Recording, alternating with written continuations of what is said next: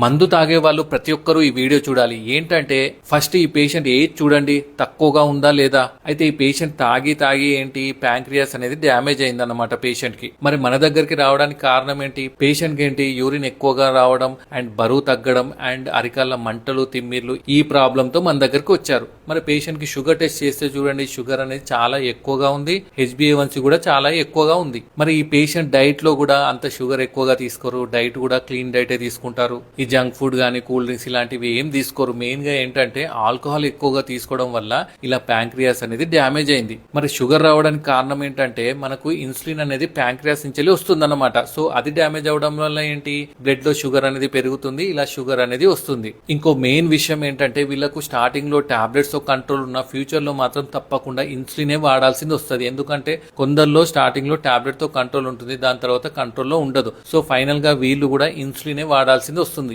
So చాలా మందికి ఈ విషయం తెలియదు. ఏమనుకుంటారు, మందు తీసుకోవడం వల్ల లివర్ ఒకటే డ్యామేజ్ అవుతుంది, అది టాబ్లెట్స్ అవి ఇవి తీసుకోవచ్చు అనుకుంటారు. కానీ ప్యాంక్రియాస్ కూడా డ్యామేజ్ అవుతుంది, ఇలా షుగర్ కూడా ఎఫెక్ట్ అవుతుంది. సో దీన్ని టైప్ 3C డయాబెటీస్ అంటాం. సో ఎవరైతే ఆల్కహాల్ తీసుకుంటున్నారో వాళ్ళకి ఈ వీడియో షేర్ చేయండి. Thank you.